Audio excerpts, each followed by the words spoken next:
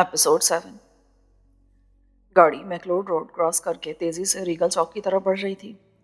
Hall road पर electronics की दुकानें थी जो इस वक्त बंद थी। रीगल चौक पार करके कार टेम्पल रोड पर दौड़ने लगी और फिर शाहराह जलालुद्दीन रूमी पर आ गई। ये कुशादा सड़क नहर को क्रॉस करती हुई क़याबान सोहरवर्दी और मॉडल टाउन की तरफ चली गई थी। उस कुशादा सड़क पर आते ही सुनैना ने कार की रफ्तार मजीद बढ़ा दी। रफ्तार ज़्यादा मत बढ़ाओ, ऐसा ना हो कि पुलिस की कोई गाड़ी हमारे पीछे लग जाए, बशारत ने कहा तो सुनैना ने रफ्तार कम कर दी। इचरे के मरकजी चौराहे पर खासी रौनक थी। उस बारौनक इलाके से आगे निकलकर सुनैना ने बशारत के कहने पर कार को दाएं तरफ एक जैली सड़क में मोड़ लिया। ये रिहायशी इलाका था और उस सड़क पर सन्नाटा था। सुनैना कार को मुख्तलिफ छोटी सड़कों पर घुमाती रही और आखिरकार अलामा इकबाल टाउन के मेन बुलेवर्ड पर वो निकल आए। उस इलाके में भी इस वक्त खासी रौनक थी। कार ज़रा साइड पर रोक लो, यहाँ से एक दो चीज़ें लेनी है, बशारत ने कहा। सुनैना ने शॉपिंग सेंटर से काफ़ी दूर कार रोक ली। यहाँ किसी कदर तारीकी थी और लोगों की आमदोरफ्त भी ना थी। बशारत गाड़ी से उतरकर शॉपिंग सेंटर की तरफ गया। उसने एक बेकरी से खाने पीने की कुछ अशिया खरीदी। बाहर आकर एक कैबिन से शिकरे के लिए सिगरेट के 2 पैकेट लिए। रात भर खुले रहने वाले एक मेडिकल स्टोर से कुछ पेन किलर गोलियां खरीदी और उस तरफ आ गया जहाँ वो कार से उतरा था। कार वहाँ नहीं थी। बशारत परेशान निगाहों से इधर उधर देखने लगा। वो दाएं तरफ दूसरी सड़क पर मुड़ गया। उसी वक्त शॉपिंग सेंटर के मुखालिफ सिम से आने वाली एक मोटरसाइकिल उसके करीब आकर रुकी। वो 2 पुलिस वाले थे। आगे वाले की राइफल उसके कंधे पर लटकी थी और पिछली सीट पर बैठे कांस्टेबल ने राइफल हाथ में पकड़ रखी थी। वो मोटरसाइकिल से उतर आया। ओए, कौन हो तुम? यहाँ क्या कर रहे हो? मैं अपनी गाड़ी तलाश कर रहा हूँ। ड्राइवर को शॉपिंग सेंटर के सामने रुकने को कहा था, पता नहीं किस तरफ चला गया। उसको उसी तरफ जाकर देखो, यहाँ क्या कर रहे हो? कांस्टेबल ने कहा। वो बशारत के हाथ में पकड़े शॉपिंग बैग, उसके लिबास और शरीफाना चेहरे को देखकर ही समझ गया था कि उसने गलत आदमी को रोका है। चल यार, आगे चल, कांस्टेबल ने अपने साथी से कहा और मोटरसाइकिल आगे बढ़ गई। बशारत वहीं खड़ा रहा। तकरीबन 2 मिनट बाद कार उसके करीब आकर रुकी। बशारत दरवाज़ा खोलकर पिछली सीट पर बैठ गया। कहाँ गायब हो गई थी? मोटरसाइकिल पर 2 शुरते घूम रहे थे। कार यहाँ खड़ी देखकर मुश्तबा हो गए थे, इसीलिए मैं यहाँ रुकने के बजाय इसी तरफ निकल गई थी। वो किसी शिकार की तलाश में थे। यहाँ खड़े देखकर उन्होंने मुझे भी घेरने की कोशिश की, लेकिन शायद मेरी शराफत से मुतासर होकर चले गए। चेहरे से तो तुम वाकई शरीफ आदमी लगते हो, लेकिन अब बताओ जाना किधर है? कोई ठिकाना भी है या रात भर सड़कों पर ही घुमाते रहोगे? मेन रोड पार करके सामने वाले ब्लॉक में ले लो, बशारत ने कहा और शिकरे की तरफ देखा जिसके चेहरे पर तकलीफ के आसार नमूदार होने लगे थे। मुझे मालूम है कि तुम्हें तकलीफ हो रही है। लाहौर शहर की खंडर जैसी सड़कों पर सफ़र करते हुए अच्छे भले आदमी के कल पुर्जे ढीले हो जाते हैं और तुम तो वैसे भी ज़ख्मी हो, लेकिन अब हमारी मंजिल ज़्यादा दूर नहीं है। सुनैना ने मेन रोड पार करके सामने वाले ब्लॉक की एक तंग सी सड़क पर गाड़ी मोड़ ली। ये सड़क नहीं बल्कि कच्चा रास्ता था। उस ब्लॉक में बल्दिया की तरफ से अभी किसी किस्म का तरक्याती काम शुरू नहीं हुआ था। बहुत से प्लॉट्स खाली पड़े थे, कुछ पर तामीर हो रही थी और घर बनकर आबाद भी हो गए थे। सुनैना ने कार की रफ्तार अगरचे हल्की रखी थी, मगर कच्चे रास्तों पर कार को धचके लग रहे थे। आखिरकार बशारत ने कार एक कोठी के सामने रुकवा ली। कोठी तारीकी में डूबी हुई थी। बशारत ने कार से उतरकर जेब से चाबियों का गुच्छा निकाला और गेट खोल दिया। सुनैना कार को अंदर लाई। बशारत गेट बंद करके आगे आया और बरामदे वाला दरवाज़ा खोलकर अंदर दाखिल हो गया और कमरों की बत्तियां जला दी। वो दोनों शिकरे को कार से उतारकर अंदर एक कमरे में ले गए और उसे पलंग पर बैठा दिया। शिकरे के चेहरे पर अब कर्ब के तासुरात नुमाया थे। वो चंद सेकंड बैठा रहा और फिर बेड पर औंधा लेट गया। उसके जिस्म पर कमीज़ नहीं थी, पट्टी बंधी हुई थी। बशारत को अंदेशा था कि कहीं किसी जख्म के टाँके ना खुल गए हों। वो झुककर शिकरे के जिस्म पर बंधी हुई पट्टी को देखने लगा। अगर टाँके खुल गए होते तो जख्मों से खून रिसने लगता, लेकिन पट्टी खुश्क थी। बशारत उसके सामने कुर्सी पर बैठ गई, जबकि सुनैना घूम फिरकर कोठी देखने लगी। वो आज पहली मर्तबा यहाँ ही थी। तकलीफ ज़्यादा तो नहीं हो रही? अभी तो काबिल बर्दाश्त है, आगे देखो, शिकर ने कराहते हुए कहा और गर्दन घुमाकर बशारत की तरफ देखने लगा। इस दौरान में सुनैना भी वापस आ गई। कोठी तो अच्छी है, मगर किराया बहुत ज़्यादा है। 6,000 रुपये बड़ी रकम होती है। मैंने कोठी सिक्योरिटी की नुक्ता नज़र से ली है और फिर यहाँ टेलीफोन भी है। इस लिहाज से मैं समझता हूँ कि किराया ज़्यादा नहीं है, लेकिन मेरा ख्याल है किराए पर बहस करने के बजाय हमें इस वक्त चाय की ज़्यादा ज़रूरत है। कार में झटके लगने से शिकरे को भी दर्द हो रहा है। इसे कुछ खिला पिलाकर एक गोली दे दी जाए ताकि तकलीफ बढ़ने ना पाए। गोली? हाँ, मैं कुछ पेन किलर्स लेकर आया हूँ। इनसे दर्द में इफाका तो ज़रूर होगा और उनसे किसी रिएक्शन का अंदेशा भी नहीं है। आओ, मैं तुम्हें किचन दिखा दूँ। बशारत उठ गया। وہ دونوں کچن میں آ گئے۔ وہ سنینا کو بتانے لگا کہ کون سی چیز کہاں رکھی ہے۔ پھر وہ کار سے شاپنگ بیگ بھی نکال لایا۔ اس نے سگریٹ کے پیکٹ، ماچس اور دواؤں والی تھیلی نکالی اور بیگ سنینا کے حوالے کر کے شکرے والے کمرے میں آ گیا۔ کچن کے سلیب پر گیس کا چولہا رکھا تھا اور نیچے گیس سلنڈر بھی موجود تھا۔ سنینا نے جلدی سے چولہا جلا کر چائے کے لیے پانی رکھا اور کچن کا جائزہ لینے لگی۔ ضرورت کی تقریباً ہر چیز موجود تھی۔ سنینا اس وقت بھی اپنے آپ میں عجیب سی سنسنی محسوس کر رہی تھی۔ وہ زندگی کے ایک اور سنسنی خیز تجربے سے گزر رہی تھی۔ ایک ایک لمحہ رونگٹے کھڑے کر دینے والا تھا۔ اگر وہ پکڑے جاتے تو انجام کیا ہوتا، یہ سوچ کر ہی وہ کانپ جاتی۔ اس نے چائے نکالی، شاپنگ بیگ میں سے چیزیں نکال کر پلیٹ میں رکھی اور ٹرے اٹھا کر شکرے والے کمرے میں آ گئی۔ وہ بیڈ کی پشت سے ٹیک لگا کر کسی قدر آڑا بیٹھا تھا اور اس نے تکیہ بھی پیچھے رکھا تھا۔ سنینا نے ٹرے میز پر رکھی اور ایک کپ اٹھا کر بشارت کی طرف سرکا دیا اور ایک شکرے کے ہاتھ میں دیا۔ پلیٹ بھی اس کے سامنے رکھ دی جس میں کیک اور بسکٹ وغیرہ تھے۔ بشارت نے اسے ایک گولی کھلا دی اور پھر وہ چائے پینے لگے۔ سگریٹ پلاؤ یار، آج صبح سے سگریٹ ہی نصیب نہیں ہوا، شکرے نے 2 گھونٹ چائے کے پینے کے بعد کہا۔ بشارت نے سگریٹ سلگا کر اس کے ہاتھ میں تھما دیا۔ شکرے نے 2-3 بھرپور کش لگا اور پھر بشارت کی طرف دیکھتے ہوئے بولا، اسپتال کے کمرے میں تم لوگوں کی کارروائی دیکھ کر میں پریشان ہو گیا تھا، اور جب تم لوگوں نے مجھے اٹھانے کی کوشش کی تو میرے حواس ساتھ چھوڑنے لگے۔ میں سمجھا پتہ نہیں کون لوگ ہیں اور مجھے کیوں لے جانا چاہتے ہیں۔ اور تمہیں کیسے پتہ لگا کہ میں اسپتال میں ہوں یا کہاں ہوں؟ میں ایک لمحے کو بھی تمہاری طرف سے غافل نہیں ہوا تھا۔ ہم شروع سے تمہاری نگرانی کروا رہے تھے، ایک ایک پل کی خبر رکھی تھی، اور آج جب پتہ چلا کہ کل تمہیں جیل وارڈ میں منتقل کر دیا جائے گا تو میں نے تمہیں اسپتال سے نکالنے کا فیصلہ کر لیا، کیونکہ میں جانتا تھا کہ ایک مرتبہ تم جیل وارڈ میں چلے گئے تو تم تک پہنچنا مشکل ہو جائے گا۔ اگر تم لوگ پکڑے جاتے تو تھوڑا بہت تو خطرہ مول ہی لینا تھا نا یار۔ ویسے میں تجھے بالکل نہیں پہچانا تھا، داڑھی بڑھا لینے والی بات تو سمجھ میں آتی ہے، پر تمہاری آنکھیں مجھے اچھی طرح یاد ہیں۔ تمہاری آنکھیں تو کالی تھی نا، تو یہ نیلی آنکھیں؟ آج کل آنکھیں تو کیا، خون کا رنگ بھی بدلا جا سکتا ہے۔ بشارت نے مسکرا کر کہا، ویسے آنکھوں کا رنگ بدلنے کا مشورہ مجھے سنینا نے دیا تھا۔ سنینا؟ تم نے اس کے بارے میں کچھ نہیں بتایا مجھے، اور میں تو یہ بھی جاننے کے لیے بے چین ہوں کہ اس روز ہوا کیا تھا۔ گولیاں لگنے کے بعد جب میری آنکھوں کے سامنے اندھیرا چھا رہا تھا تو میں یہی سمجھ رہا تھا کہ تم بھی مارے جاؤ گے۔ اس روز اگر سنینا بر وقت میری مدد نہ کرتی نا تو اس روز میں بھی مارا جاتا۔ بشارت چند لمحوں کو خاموش ہوا اور پھر اس روز کے بعد سے اب تک کے تمام واقعات تفصیل سے بتانے لگا۔ آخر میں وہ کہہ رہا تھا، میں تو گھر میں بند ہو کر رہ گیا تھا، یہ تو سنینا ہی تھی جو نرسوں کے ذریعے تمہارے بارے میں سب کچھ معلوم کرتی رہی تھی۔ تو مجھے سنینا کا زیادہ شکریہ ادا کرنا چاہیے۔ شکرے نے مسکرا کر سنینا کی طرف دیکھا۔ سنینا نے صرف مسکرانے پر اکتفا کیا۔ وہ برتن اٹھا کر کچن میں رکھ کر دوبارہ اس کمرے میں آ گئی۔ وہ موجودہ صورتحال کے بارے میں باتیں کرتے رہے۔ ان کا خیال تھا پولیس کو اسپتال والے واقعے کی خبر ہو گئی ہوگی اور پورے شہر میں ان کی تلاش ہوگی۔ شکرا زخمی تھا، پولیس سب سے زیادہ پرائیویٹ اسپتالوں اور کلینکوں پر توجہ دے گی۔ پولیس کو یقین ہوگا کہ شکرے کو علاج کی ضرورت ہے اور اسے کسی نہ کسی ڈاکٹر کے پاس ضرور لے جایا جائے گا۔ لیکن بشارت نے اس کا حل بھی سوچ رکھا تھا۔ شکرے کو یقیناً علاج کی ضرورت تھی، لیکن ظاہر ہے وہ اسے کسی ڈاکٹر کے پاس نہیں لے جا سکتا تھا۔ لیکن وہ یہ بھی جانتا تھا کہ پیسے میں بڑی طاقت ہے اور اس سے بڑے بڑے کام لیے جا سکتے ہیں۔ وہ دیر تک باتیں کرتے رہے۔ شکرے پر غنودگی طاری ہونے لگی تھی۔ بشارت سنینا کو اشارہ کرتا ہوا اٹھ گیا۔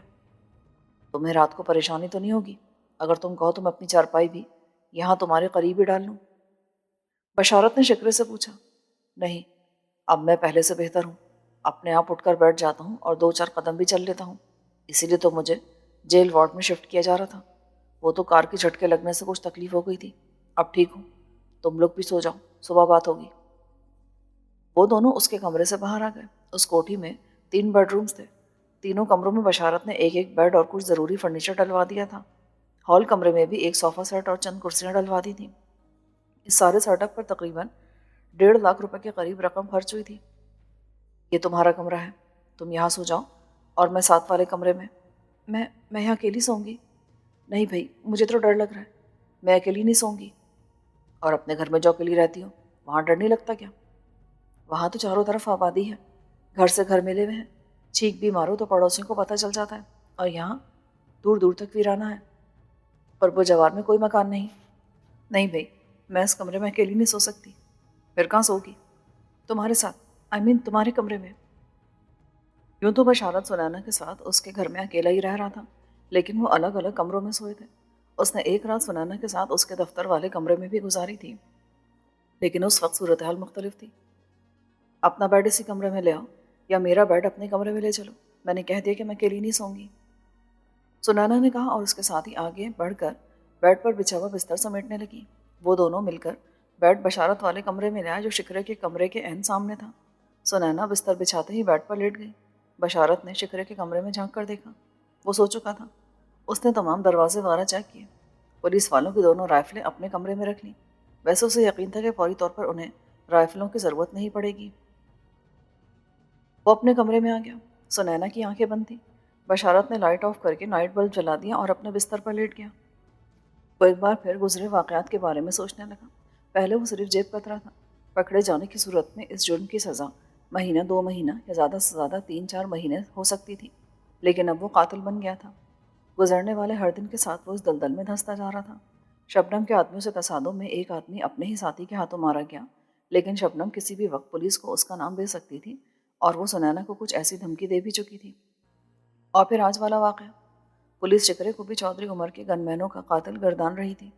انہیں شکرے کے اس ساتھی کی بھی تلاش تھی جو اس روز رقم سے بھرا بیگ لے کر فرار ہونے میں کامیاب ہو گیا تھا۔ شکرا 3 ہفتوں سے پولیس کی حراست میں تھا۔ وہ موت کے منہ سے لوٹا تھا اور بڑی تیزی سے صحتیاب ہو رہا تھا۔ چند روز بعد پولیس اس کیس کا چالان عدالت میں پیش کرنے والی تھی، لیکن بشارت اسے پولیس کی حراست سے نکال لایا تھا۔ یہ بھی ایک سنگین ترین جرم تھا۔ پولیس ان کی تلاش میں زمین آسمان ایک کر دے گی، اور اگر وہ پکڑا گیا تو دنیا کی کوئی طاقت اسے پھانسی کے تختے سے نہیں بچا سکے گی۔ وہ کہاں سے کہاں پہنچ گیا تھا، اور اب اس کے لیے واپسی کے تمام دروازے بند ہو چکے تھے۔ بشارت یہی سب کچھ سوچتے ہوئے نیند کی آغوش میں پہنچ گیا۔ وہ گہری نیند میں تھا۔ اسے یوں لگا جیسے اس کے سینے پر کسی قسم کا بوجھ پڑ رہا ہے۔ اسے سانس لینے میں بھی دشواری پیش آ رہی تھی۔ اس نے کروٹ بدلنے کی کوشش کی، مگر یوں لگا جیسے آکٹوپس نے اسے اپنی گرفت میں لے رکھا ہو۔ اس کی آنکھ کھل گئی۔ دماغ پر نیند کے خمار کی وجہ سے پہلے تو وہ کچھ سمجھ نہ سکا، پھر اچانک یہ نیند کافور ہو گئی اور اس کے دماغ پر ہتھوڑے سے برسنے لگے۔ سنینا اس کے ساتھ لیٹی تھی۔ اس کا ایک ہاتھ بشارت کے سینے پر تھا اور ایک ٹانگ بھی اس کی ٹانگ کے نیچے دبی ہوئی تھی۔ وہ گہری نیند میں تھی۔ چہرے پر بال بکھرے ہوئے تھے۔ نائٹ بلب کی مدھم نیلگو روشنی میں پہلے سے کہیں زیادہ حسین لگ رہی تھی۔ بشارت کے دل کی دھڑکن بے قابو ہونے لگی۔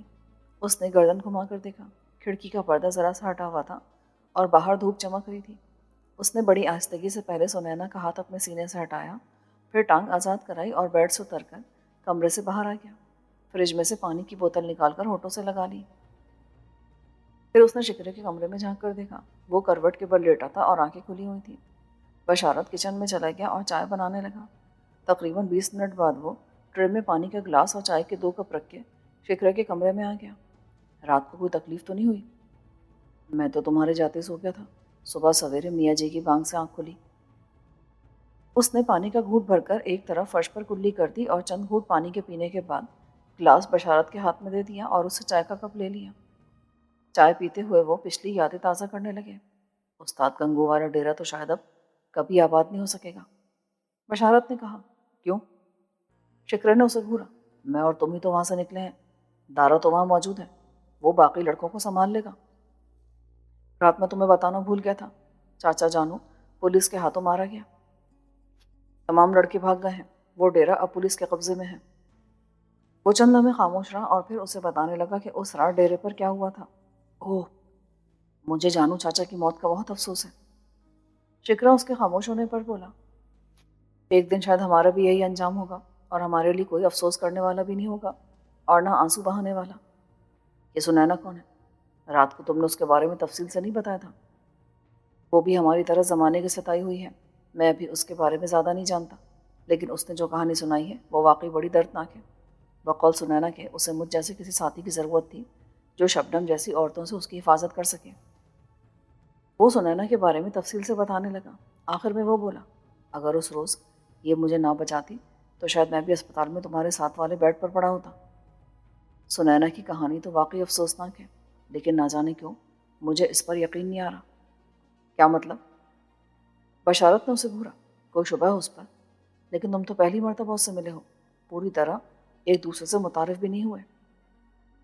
میری زندگی جرائم پیشہ لوگوں میں رہتے ہوئے گزری ہے، جس طرح ایک جیب کترے کی حیثیت سے میں کسی بندے کو دور سے دیکھ کر بتا سکتا ہوں کہ اس کی جیب میں کتنی رقم ہو سکتی ہے، اسی طرح کسی کا چہرہ دیکھ کر بھی بتا سکتا ہوں کہ وہ کون ہے اور کتنے پانی میں ہے۔ تمہاری یہ سنانا مجھے بہت گہری لگتی ہے، بہت رڈوں گی، لیکن میں تمہیں بتا چکا ہوں کہ اس نے کم از کم 2 مرتبہ مجھے پولیس سے بچایا ہے۔ دونوں میں سے کسی ایک موقع پر بھی پولیس کے ہاتھ لگ جاتا نا میں، تو مجھے ختم کر دیا جاتا، لیکن دونوں بار اس نے اپنے آپ کو خطرے میں ڈال کر مجھے بچایا، اور تمہیں اسپتال سے نکالنے کے لیے بھی اس نے میرا پورا ساتھ دیا ہے۔ اگر میں مجرم ہوں تو وہ بھی اب میرے جرائم میں برابر کی شریک ہے، وہ بھی پولیس کو اتنی ہی مطلوب ہو سکتی جتنا کہ میں۔ اگر تم یہ سمجھتے ہو کہ وہ میرے ساتھ کوئی دھوکہ کر رہی ہے تو وہ کیا کر لے گی؟ یہ بات تو ابھی میری سمجھ میں نہیں آ سکی، پر نہ جانے کیوں میرا دل اس کی طرف سے مطمئن نہیں ہے۔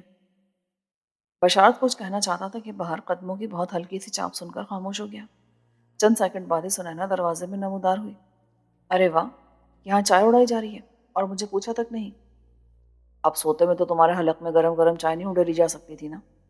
ویسے ہمارے کپ خالی ہو چکے ہیں، اور اگر تم کچن تک جانے میں کسی قسم کا خوف محسوس نہ کرو تو ہم بھی ایک ایک کپ اور پی لیں گے۔ خوف؟ کس بات کا خوف؟ ویرانے میں یہ مکان، قرب و جوار میں کوئی گھر آباد نہیں، شاید تمہیں کسی قسم کا ڈر لگ رہا ہو۔ ایک لمحے کو سنینا کے چہرے کا رنگ بدل گیا۔ وہ بشارت کی بات کا مطلب سمجھ گئی تھی۔ اس نے فوراً اپنی کیفیت پر قابو پایا اور اسے گھورتے ہوئے کمرے سے نکل گئی۔ ایک سگریٹ سلگا کر دو اور مجھے ذرا باتھ روم تک لے چلو، شکرے نے کہا تو بشارت نے پیکٹ سے ایک سگریٹ نکال کر سلگایا اور ایک کش لیا۔ اس پر کھانسی کا شدید دورہ پڑ گیا۔ اس نے سگریٹ شکرے کی طرف بڑھا دیا۔ پتہ نہیں تم یہ زہر کیسے پی لیتے ہو۔ اس وقت تو میرا جوتا پہن لو، آج چپلوں وغیرہ کا بندوبست کرتا ہوں۔ بشارت نے اسے جوتا پہنا دیا اور سہارا دے کر چلاتا ہوا باتھ روم تک لے گیا۔ اسے باتھ روم میں چھوڑ کر وہ کمرے سے بھی باہر آ گیا۔ تقریباً 1 گھنٹے بعد وہ شکرے ہی کے کمرے میں بیٹھے ناشتہ کر رہے تھے۔ ارے ہاں، بشارت شکرے کی طرف دیکھتے ہوئے بولا، تمہارے حصے کی رقم میرے پاس رکھی ہوئی ہے، جب ضرورت سمجھو لے لینا۔ کیسا حصہ؟ کیسی رقم؟ میں تمہیں بتانا بھول گیا تھا، اس روز میں جو بیگ لے کر بھاگا تھا اس میں سے 4,60,000 کی رقم برآمد ہوئی تھی، جس میں سے 10,000 کے نوٹوں کا ایک بنڈل ضائع ہو چکا ہے۔ اصولی طور پر تو سنینا کا بھی حصہ ہونا چاہیے، لیکن وہ اس سے دستبردار ہو چکی ہے، بلکہ اس رقم پر اپنا حق ہی نہیں سمجھتی۔ 4.5 لاکھ میں سے آدھی تمہارے حصے میں آئی ہے، جب چاہو لے لینا۔ تمہارا دماغ تو خراب نہیں ہو گیا؟ شکرے نے اسے گھورا۔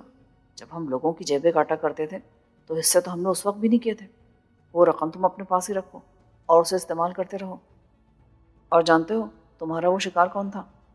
چودھری عمر کا مینیجر تھا، وہ جو بینک سے رقم نکلوا کر آ رہا تھا۔ چودھری عمر؟ وہ کون؟ وہی مہاجن جس نے ہمارے مکان پر قبضہ کر کے اسے فروخت کر دیا تھا۔ اوہ، تو گویا تمہیں تمہارا حق مل گیا۔ اس طرح اس رقم پر اب صرف اور صرف تمہارا حق ہے، میں تو ذریعہ بن گیا تھا وہ رقم تم تک پہنچانے کا۔ سنینا حیرت سے ان کی باتیں سنتی رہی۔ شکرے کی طرف سے رقم سے دستبرداری کا سن کر اسے حیرت ہوئی تھی۔ وہ بڑی رقم تھی اور اس کے لیے شکرے نے اپنی جان کی بازی لگا دی تھی، اور اب اس کا خیال تھا کہ شکرہ ٹھیک ہوتے ہی بشارت سے رقم کا مطالبہ کرے گا، لیکن اس نے دستبردار ہونے کا اعلان کر کے اسے حیران کر دیا تھا۔ باہر کے حالات کا انہیں کچھ نہیں پتا تھا اور صورتحال سے آگاہ رہنا ان کے لیے بہت ضروری تھا۔ رات کو اس طرف آتے ہوئے سڑک پر بشارت نے چند دکانیں دیکھی تھیں۔ وہ اگرچہ بند تھی، مگر ایک دکان پر book store and newspaper agency کا بورڈ بھی لگا تھا، اور بشارت کا خیال تھا کہ وہاں سے اخبار ضرور مل جائے گا۔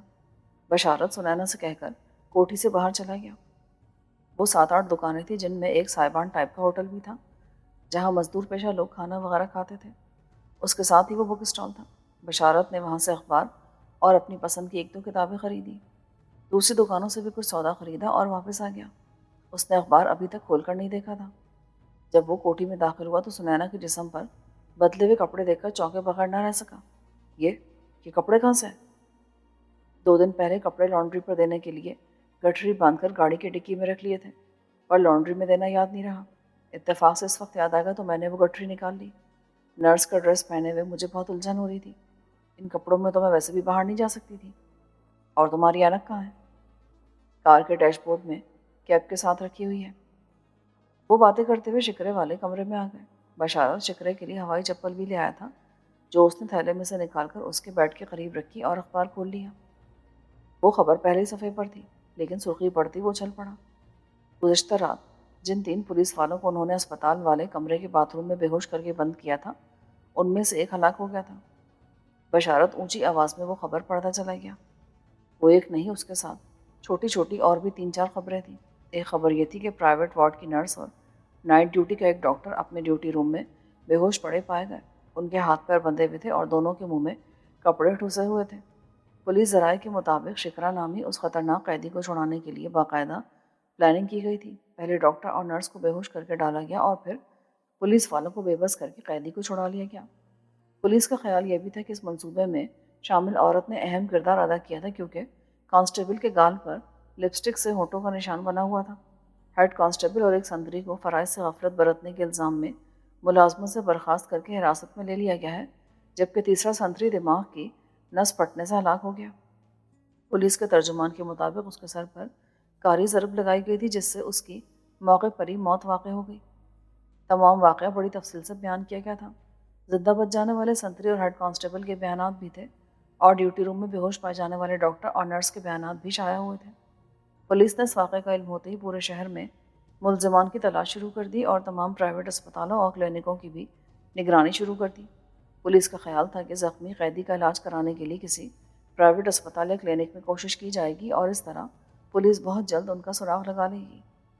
رات کو جب یہ سب کچھ ہو رہا تھا تو میرے اندر سنسنی اور خوف کی عجیب سی کیفیت پیدا ہو گئی تھی، لیکن اخبار کی ان خبروں سے اندازہ ہوتا ہے کہ صورتحال اس سے کہیں زیادہ سنگین تھی۔ شکرا نے کہا، ہاں مجھے بھی اب یہی احساس ہو رہا ہے۔ ان کا خیال ہے کہ ہم تمہیں علاج کے لیے کسی پرائیویٹ اسپتال یا کلینک لے جائیں گے اور اس طرح دھڑ لیے جائیں گے۔ نہیں، مجھے اب علاج کی ضرورت نہیں ہے۔ زخم بھر گئے ہیں، معمولی سی تکلیف ہے، چند دن آرام کروں گا تو ٹھیک ہو جاؤں گا۔ آرام کے علاوہ ابھی تمہیں علاج کی بھی ضرورت ہے اور میں نے اس کا بندوبست بھی کر لیا ہے۔ تمہیں اسپتال سے نکالنے کا منصوبہ بناتے وقت ہر بات میرے ذہن میں تھی۔ بشارت نے کہا، اس روز وہ وقتاً فوقتاً اسی صورتحال پر تبادلہ خیال کرتے رہے۔ اس دوران میں سنینا نے اپنے کپڑوں کو ایک جوڑا بھی دھو کر دھوپ میں پھیلا دیا تھا۔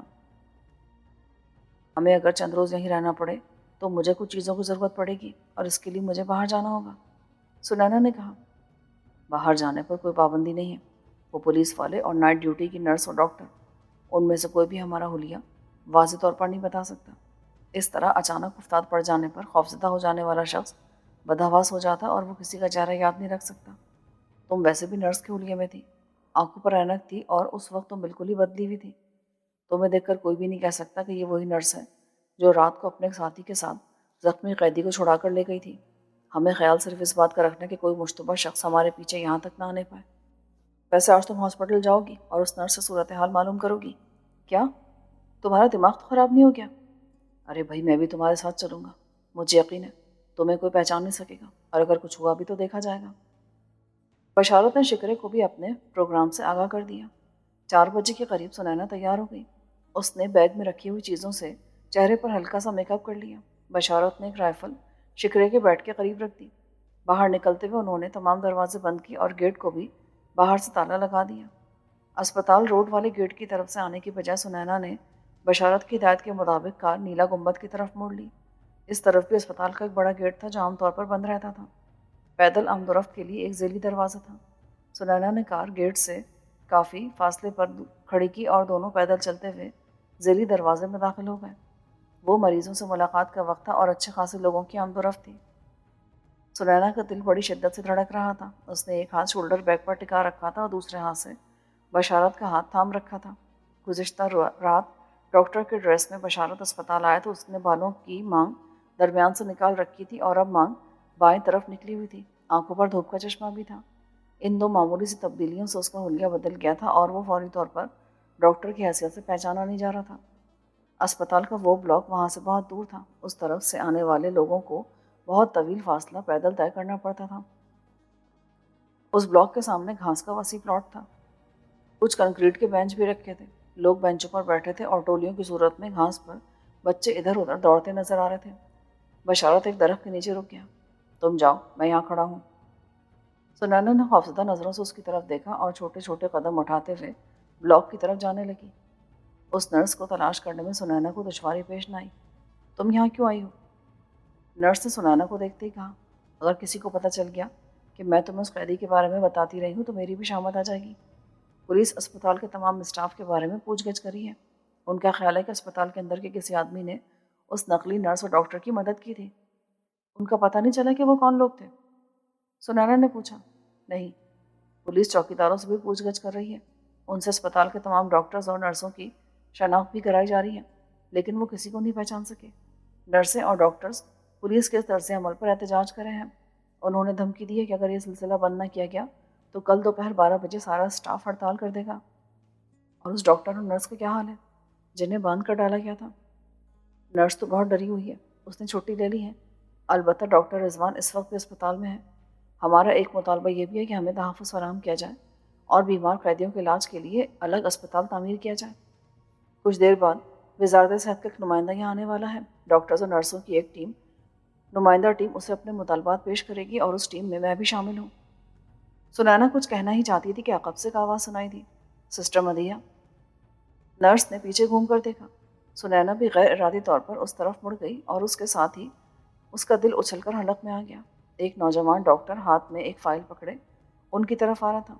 یہ وہی ڈاکٹر تھا جسے گزشتہ رات انہوں نے ڈیوٹی روم میں بے ہوش کر کے باندھ دیا تھا۔ سنینا کو اپنا سانس سینے میں رکتا ہوا محسوس ہوا۔ ڈاکٹر تیز تیز قدم اٹھاتا ان کے قریب پہنچا۔ اس کی پیشانی پر بینڈیج لگی ہوئی تھی۔ میں آپ ہی کو تلاش کرتا سسٹر، ہیلتھ منسٹری کے افسران آ گئے ہیں، آپ میٹنگ روم میں چلیے، میں ڈاکٹر عبداللہ اور مس زاہدہ کو لے کر آ رہا ہوں۔ بات ختم کرتے ہوئے ڈاکٹر نے سنینا کی طرف دیکھا۔ یہ فورڈ میں داخل ایک مریض کی مسز ہیں، اپنے شوہر کے بارے میں پوچھ رہی تھی۔ نرس نے کہا، ہلو۔ ڈاکٹر سنینا کی طرف دیکھ کر مسکرا دیا۔ اس کی نظریں سنینا کے چہرے پر تھیں۔ ہیلو۔ سنینا کو اپنی آواز حلق میں اٹکتی محسوس ہوئی۔ اسے ایک لمحے کو یوں لگا جیسے اس کا دل اچھل کر سینے سے باہر آ جائے گا۔ آپ 5 منٹ کے اندر اندر میٹنگ روم میں پہنچ جائے گی سسٹر مدیحہ۔ ڈاکٹر نے پیشانی پر لگی بینڈیج کو الٹے ہاتھی انگلی سے ٹٹولتے ہوئے کہا اور گھوم کر دوسری طرف چلا گیا۔ سنینا اس وقت نرس کے ساتھ وارڈ کے سامنے والے برآمدے میں کھڑی تھی۔ اس نے دیوار سے ٹیک لگا لی اور لمبے لمبے سانس لینے لگی۔ خطرہ اسے اپنی ہلکی سی جھلک دکھا کر نکل گیا تھا۔ گزشتہ رات سنینا اور بشارت مکمل تیاری کر کے اسپتال میں داخل ہوئے تھے۔ بشارت بھی ڈاکٹر کے گاؤن میں تھا اور سنینا نے بھی نرس کا پورا ڈریس پہن رکھا تھا۔ جب وہ ڈیوٹی روم میں داخل ہوئی تھی تو وہاں بیٹھا یہ ڈاکٹر رضوان اسے نرس ہی سمجھا تھا اور پھر بشارت نے کمرے میں داخل ہو کر اسے گرفت میں لے لیا تھا۔ ڈاکٹر رضوان کی پیشانی پر چوٹ بشارت سے ہاتھا پائی کے دوران میں ہی لگی تھی اور اب ڈاکٹر رضوان نے اسے عام گھریلو لباس میں دیکھا تھا۔ اس کی آنکھوں پر اینک بھی نہیں تھی اور بال بھی کھلے ہوئے تھے۔ ڈاکٹر رضوان اسے یقیناً پہچان نہیں سکا تھا، لیکن اگر پہچان لیتا تو وہ اس سے آگے کچھ سوچنا نہیں چاہتی تھی۔ سسٹر مدیحہ اس سے معذرت کر کے چلی گئی۔ سنینا کچھ دیر وہیں دیوار سے ٹیک لگائے کھڑی رہی، پھر چھوٹے چھوٹے قدم اٹھاتے ہوئے لان کی طرف چلی آئی۔ بشارت سامنے ہی درخت کے ساتھ کھڑا تھا۔ سنینا قریب پہنچی تو اس کے چہرے پر ہوائیاں اڑتی دیکھ کر وہ چونکے بغیر نہ رہ سکا۔ کیا ہوا؟ بدحواس کیوں ہو رہی ہو؟ اس آدمی کو دیکھا تھا تم نے جو ہمارے پاس آ کر کھڑا ہوا تھا؟ ہاں، کون تھا وہ؟ وہی ڈاکٹر جسے کل رات ڈیوٹی روم میں بے ہوش کر کے باندھا گیا تھا۔ ڈاکٹرز اور نرسوں پر مشتمل ایک کمیٹی آج وزارت صحت کے ایک آفیسر کو اپنے مطالبات پیش کرنے والی ہے۔ سسٹر مدیحہ بھی اس کمیٹی میں شامل ہے اور وہ ڈاکٹر رضوان نرس کو بتانے آیا تھا کہ وہ میٹنگ روم میں پہنچ جائے۔ اسے اپنے سامنے دیکھ کر میرا تو سانس ہی روکنے لگا تھا اور جب وہ میرے چہرے کو دیکھ رہا تھا تو میں سمجھ رہی تھی کہ اب وہ میرا گریبان پکڑے گا، لیکن وہ تمہیں پہچان نہیں سکا۔ میں نے کہا تھا نا، تمہیں کوئی نہیں پہچان سکے گا، لباس شخصیت کو بدل دیتا ہے۔ ویسے نرس نے کیا بتایا؟ پہلے یہاں سے نکلو، بعد میں بتاؤں گی۔ وہ خاموشی سے چل پڑے۔ گیٹ سے باہر نکل کر وہ کار میں بیٹھے۔ اب کہاں چلنا ہے؟ تمہارے گھر، تم اپنی ضروری چیزیں بھی لے لو اور صبح وہ رقم بھی لینی ہے۔ آدھے گھنٹے بعد وہ سنینا کے گھر پہنچے۔ سنینا اپنے کپڑے اور کچھ اور ضروری اشیاء سمیٹنے لگی۔ اس نے بشارت کے کپڑے بھی سمیٹ لیے تھے۔ بشارت نے وہ بریف کیس بھی الماری سے نکالی جس میں رقم بھری ہوئی تھی۔ وہ تقریباً 1 گھنٹہ مکان میں رہے اور جب باہر نکل رہے تھے تو فون کی گھنٹی بج اٹھی۔ سنینا نے فون کی طرف بڑھنا چاہا مگر بشارت نے اسے روک لیا۔ اس وقت کوئی کال ریسیو کرنے کی ضرورت نہیں، کسی قسم کی الجھن بھی پیدا ہو سکتی ہے۔ سنینا سر جھٹک کر رہ گئی۔ اس نے سوٹ کیس کار کی ڈکی میں رکھا۔ بریف کیس بشارت نے پیسنجر سیٹ کے سامنے پیروں میں رکھ لیا۔ وہ شہر کی مختلف سڑکوں پر گھومتے ہوئے ملتان روڈ کی طرف سے علامہ اقبال ٹاؤن کی طرف جانے والی سڑک پر مڑے۔ کچھ آگے جا کر بشارت کو اسے راستہ بتانا پڑا کہ کس طرف جانا ہے۔ یہاں آتے ہوئے بشارت نے اس بات کا خیال بھی رکھا تھا کہ ان کا تعاقب تو نہیں کیا جا رہا۔